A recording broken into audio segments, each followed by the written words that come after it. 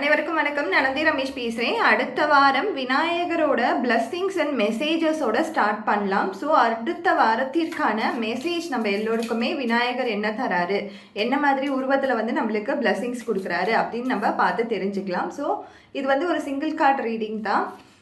விநாயகர் வந்திருக்க உருவம் பாருங்கள், எவ்வளோ அழகான ஒரு உருவமாக இருக்குது. ஸோ இது எல்லாமே ஓரக்கல் கார்ட்ஸ் தான். நீங்கள் படிக்கும் பொழுதே உங்களுக்கு தெரியும் அவங்க என்ன மாதிரியான மெசேஜஸ் அண்ட் பிளஸ்ஸிங்ஸ் கன்வே பண்ணுறாங்க அப்படின்ட்டு.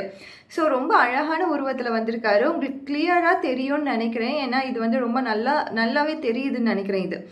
ஸோ என்ன மெசேஜ் சொல்லியிருக்காரு அப்படின்னு நம்ம பார்க்கும்பொழுது, எம்ப்ரேஸ் நம்ம கூட இருக்கிறவங்களையும் நம்மளை எம்ப்ரேஸ் பண்ணிக்கணும். நம்மளுக்கு தோணும், நம்மளை யாராச்சுன்னா எம்ப்ரேஸ் பண்ண மாட்டாங்களா, நம்மளை கொண்டாட மாட்டாங்களா, நம்மளை ஒரு சின்ன ஒரு அப்ரிஷியேஷன் கிடைக்காதா, ஒரு நம்மளுக்கு யாருன்னா நான் இது நல்லா பண்ணியிருக்கேன், இன்னும் நீ பெட்டராக பண்ணு அப்படின்லாம் நம்மளை எம்ப்ரேஸ் பண்ண மாட்டாங்களா, நம்ம செய்கிற வேலைகளையும் நம்ம கிட்டே இருக்க நல்ல விஷயங்களையும் அப்படின்னு நினச்சிட்டு இருப்போம். ஆனால் ஃபஸ்ட்டு நம்மளை எம்ப்ரேஸ் பண்ணிக்கணும். நான் இன்னைக்கு அழகாக தான் இருக்கேன், நான் இந்த ட்ரெஸ்ஸில் நல்லா தான் இருக்கேன், நான் செஞ்ச விஷயம் நல்லா தான் இருக்குது அப்படின்னு அந்த செல்ஃப் கேரோட அந்த எம்ப்ரேஸ் பண்ணும்பொழுது ரொம்ப ஹாப்பியாக நம்மளே மாற்றிக்கலாம். நம்ம இன்னுமே அழகான ஒரு மனிதர்களாக மாற முடியும், இன்னும் அழகான பர்சனாலிட்டியாக மாற முடியும்.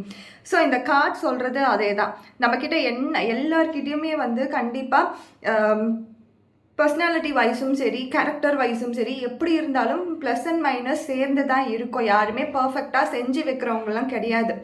ஸோ அந்த பர்சனாலிட்டியோட அந்த மைனஸஸோட அந்த ப்ளஸ்ஸோட நம்மளை எம்ப்ரேஸ் பண்ணிக்கணும் அப்படின்னு சொல்லி விநாயகர் கொடுத்துட்ருக்க இந்த கார்டை நம்ம பார்த்து தெரிஞ்சுக்கலாம். Thank you so much.